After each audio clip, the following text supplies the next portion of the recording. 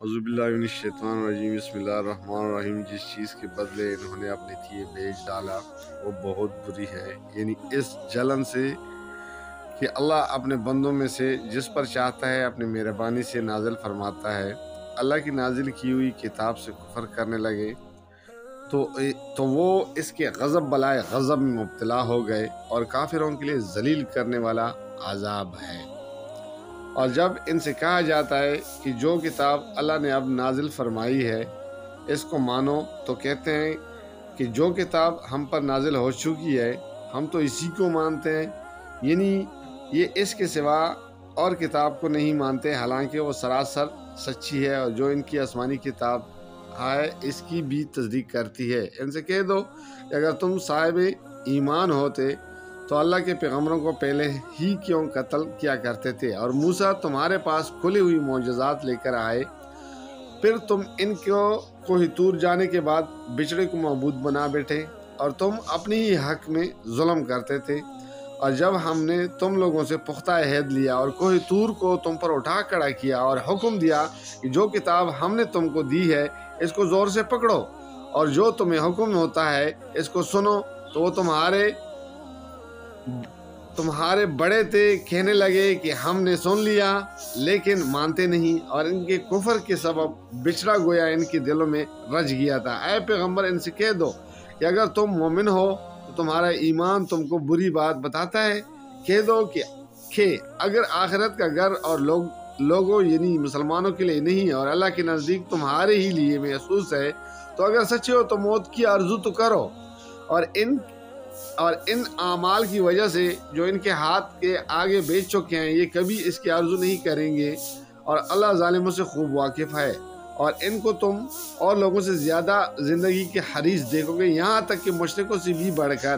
ان میں سے ہر ایک ہی خواہش رکھتا ہے کاش وہ 1000 برس جیتا رہے، مگر اتنی لمبی عمر اس کو مل بھی جائے تو اسے عذاب سے تو نہیں چھڑا سکتی، اور یہ کام کرتے ہیں کہ اللہ ان کو دیکھ رہا ہے۔ کہہ دو کہ جو شخص جبرائیل کا دشمن ہو اس کے غصے میں مر جانا ہی چاہیے، کیونکہ اس نے تو یہ کتاب اللہ کے حکم سے تمہارے دل پر نازل کی ہے جو پہلی کتابوں کی تصدیق کرتی ہے، اور اے ایمان والوں ان کے لیے ہدایت اور بشارت ہے۔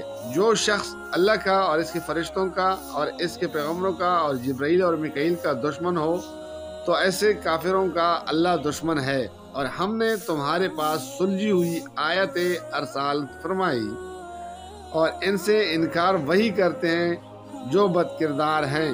ان لوگوں نے جب اللہ سے کوئی عہد کیا تو ان میں سے ایک فریق نے اس کو کسی چیز کی طرح پھینک دیا۔ حقیقت یہ ہے کہ ان میں اکثر بے ایمان ہیں، اور جب ان کے پاس اللہ کی طرف سے پیغمبر آخر الزماں آئیں اور ان کی آسمانی کتاب کی تصدیق بھی کرتے ہیں، تو جن لوگوں کو کتاب دی گئی تھی ان میں سے ایک جماعت نے اللہ کی کتاب کو پیٹھ پیچھے پھینک دیا، گویا وہ جانتے ہی نہیں، اور ان چیزوں کے پیچھے لگ گئے جو سلیمان کے عہد سلطنت میں شیاطین پڑھا کرتے تھے۔ اور سلیمان نے مطلق کے کفر کی بات نہیں کی، بلکہ شیطان ہی کفر کرتے تھے کہ لوگوں کو جادو سکھاتے تھے، اور وہ یعنی بنی اسرائیل ان باتوں کے پیچھے لگ گئے جو شہر بابل میں 2 فرشتے یعنی ہاروت اور ماروت پر اتری تھی۔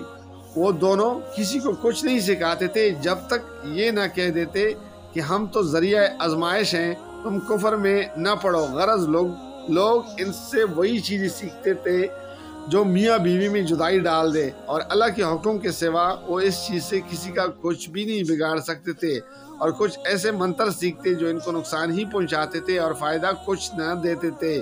وہ جانتے تھے کہ جو شخص ایسی چیزوں یعنی سحر و منتر وغیرہ کا خریدار ہوگا اس کا آخرت میں کچھ حصہ نہیں، اور جس چیز کے عوض انہوں نے اپنی جانوں کو بیچ ڈالا وہ بری تھی۔ کیا اچھا ہوتا وہ اس بات کو مانتے، اگر وہ ایمان لاتے اور پرہیزگاری کرتے تو اللہ کے ہاں سے بہت اچھا صلہ ملتا۔ کیا اچھا ہوتا جو وہ اس سے واقف ہوتے۔ اے اہل ایمان، گفتگو کے وقت پیغمبر صلی اللہ علیہ وسلم سے رائنا نہ کہنا کرو، انظر نہ کہا کرو، اور خوب سون رکھو، اور کافروں کے لیے دکھ دینے والا عذاب ہے۔ جو لوگ کافر ہیں، اہل کتاب یا مشرک ہیں، وہ اس بات کو پسند نہیں کرتے کہ تم لوگوں پر تمہارے پروردگار کی طرف سے خیر و برکت نازل ہو، اور اللہ تو جس کو چاہتا ہے اپنی رحمت کے ساتھ خاص کر لیتا ہے، اور اللہ بڑے فضل کا مالک ہے۔ ہم جس آیت کو منسوخ کر دیتے ہیں یا اسے فراموش کرا دیتے ہیں تو اس سے بہتر یا ویسی ہی اور آیت بھیج دیتے ہیں۔ کیا تم نہیں جانتے کہ اللہ ہر بات پر قادر ہے؟ کیا تمہیں معلوم نہیں کہ آسمان اور زمین کی سلطنت اللہ ہی کی ہے، اور اللہ کے سوا تمہارا کوئی دوست اور مددگار نہیں ہے؟ مسلمانوں، کیا تم یہ چاہتے ہو کہ اے پیغمبر صلی اللہ علیہ وسلم سے اسی طرح کے سوال کرو جس طرح کے سوال پہلے موسیٰ سے کیے گئے تھے؟ اور جس شخص نے ایمان چھوڑ کر اس کے بدلے کفر کیا تو یقیناً وہ سیدھے راستے سے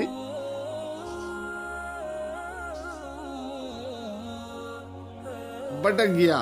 بہت سے اہل کتاب اپنے دل کی جلن سے یہ بات چاہتے ہیں کہ ایمان لا چکنے کے بعد تم کو پھر کافر بنا دیں، حالانکہ ان پر حق ظاہر ہو چکا ہے، تو تم معاف کر دو اور درگزر کرو یہاں تک کہ اللہ اپنا دوسرا حکم بھیجے۔ بے شک اللہ ہر بات پر قادر ہے۔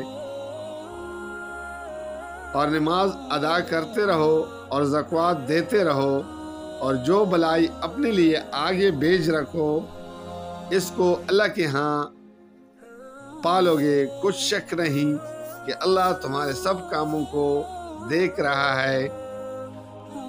اور یہودی اور عیسائی کہتے ہیں کہ یہودیوں اور عیسائیوں کے سوا کوئی بہشت میں نہیں جانے کا۔ یہ ان لوگوں کے خیالات باطل ہیں۔ اے پیغمبر ان سے کہہ دو کہ اگر سچے ہو تو دلیل پیش کرو۔ ہاں کیوں نہیں، جو شخص اللہ کے آگے گردن جھکا دے، یعنی ایمان لے آئے اور وہ نیکوکار بھی ہو، تو اس کا صلہ اس کے پروردگار کے پاس ہے، اور ایسے لوگوں کو قیامت کے دن نہ کسی طرح کا خوف ہوگا اور نہ وہ غمناک ہوں گے۔ جزاک اللہ، فی امان اللہ۔